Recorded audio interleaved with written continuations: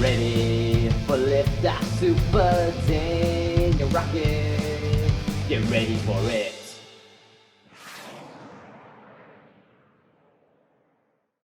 Hey guys and girls, it's Mr. Daniel Rocket and welcome back to Sonic the Marathon 3. Today we're going to be reviewing Sonic X Season 2. Of course, when Sonic Movie 1 came out, I reviewed Season 1 of Sonic X as part of Sonic the Marathon 1. Wow, that's a lot of ones. Try saying that 5 times fast. Okay, Daniel, if you insist. Is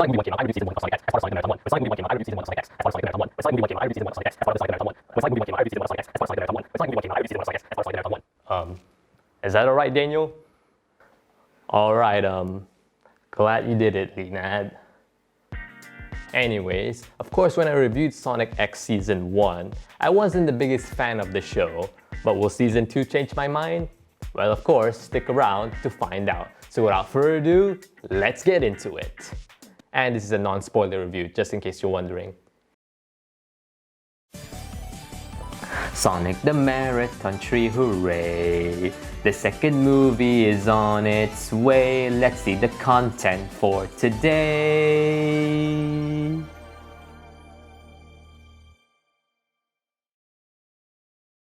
Of course, one of the main things people remember about Season 2 is, of course, the adventure adaptations. They adapt Sonic Adventure 2 and Sonic Adventure 1 into the series.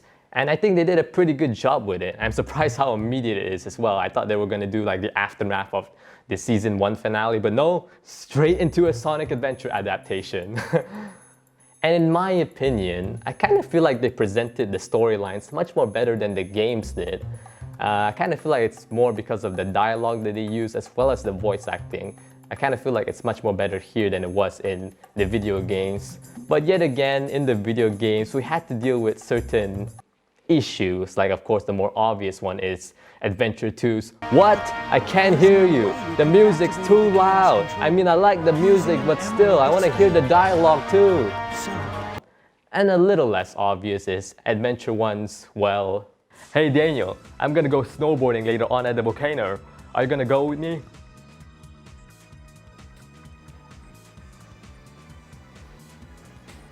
That seems like fun, Leonad. But of course, I still have to do the review. Oh, okay, suit yourself.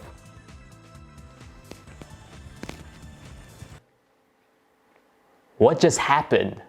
Although yet again, the voice acting here isn't that perfect, and yeah, I mean, I like Jason Griffith. Technically, he is my favorite Sonic, but only after 2007, where he became my favorite Sonic, where he kind of managed to make Sonic sound cool, but very natural sounding at the same time. But yeah, this is before that, so it's still a bit jarring to me. And it's a bit odd to see some of these iconic scenes from Adventure 1 and Adventure 2 not having their iconic lines. Oh boy, we're at the scene. He's about to say his iconic line. I gotta get the jump on these fly guys. Oh. Although speaking of Sonic, one thing I really like about this season compared to the first season is that, well, Sonic is much more involved in the series. Yeah, I know. I can't believe Sonic appears a lot more in the series called Sonic X. But still, yeah, of course, back in Season 1, I didn't really like that Sonic is just, you know, most of the season just chilling like this, relaxing, probably to save animation, only until we really need Sonic that he springs into action. Haha, it is I, the Interrupter, ready to cause chaos with my brand new, gigantic robot machine. It also has insane, big, punchy fists that allows for absolute carnage. It's also great for merchandising options. Yeah, it's very dangerous. Somebody has to try to stop it, right? Okay, are you even listening to me at this point? Come on, aren't you gonna interact in some kind of way? Oh, yeah, I should have realized that's what's gonna happen.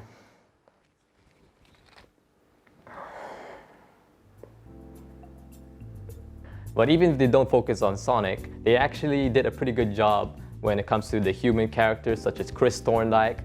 This season made me realize that the whole thing of people hating on Chris Thorndike, I kind of feel like it's a bit overdoing it because I think that's only because of season 1. I understand they wanted to have somebody for the kids to relate to, but in season 2 they use Chris Thorndike and even the other humans in a more strategic way. For example, in the Sonic Adventure 2 adaptation, they have Chris Thorndike be kidnapped by Shadow, and they have some little talks together, Shadow and Chris Thorndike, and they kind of do some little parallels between Chris Thorndike and Sonic, and of course, Shadow with Maria. And I'm happy for that because when I watched the first few episodes of this season, I was a bit worried they were just gonna, go the easy way and just push Chris Thorndike to the side. Because in Sonic Adventure 1 adaptation, they mainly have him partner up with Big the Cat. Yeah, good thing that that kind of situation doesn't last the whole season.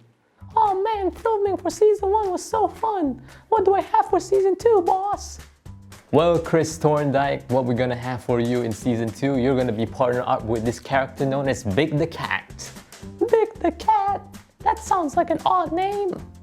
Well, no, it's not an odd name. It's a pretty cool name because, well, the Big stands for how strong and big he is, and he's a very cool guy. Oh, really? That sounds like fun. Count me in. Whoa! Haha, that's right, Chris Thorndike. You're gonna have so much fun. Come in Sega headquarters. He fell for it. I repeat, he fell for it.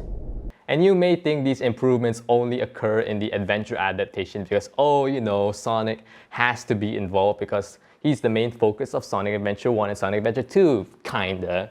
But no, these improvements stay in the more original episodes, and they're pretty good too. They make good use of the human world in this season. Like, I don't want to spoil too much of the season so you can watch it for yourself, but there is bits and pieces that I like, like this one where, of course, with Sonic being a big world-renowned hero, it kind of influenced a lot of humans to go running and jogging a lot more, being a lot more relaxed and chilling like Sonic, like in the first season. I thought that was hilarious when I found that out. But yeah, it's pretty good. I really like the good use of humans in this season. I know that sounds a bit odd, but still. Another thing that I like more here than in the first season is that the animation is kind of improved. Yeah, sure, there is still times where they just repeat animation cells and that's pretty much it. I distinctly remember the little scene where Rouge and Topaz are just eating some dessert and it's just the same frame of animation over and over and over again. But still, we have stuff like this. Look, it's actual animation. Yeah, sure, it's just Sonic's rear end, but still. Although yet again, it's not perfect, of course. I mean, I do really like the style that they're going for, but sometimes they kind of hastily put the characters and the proportions look a bit odd.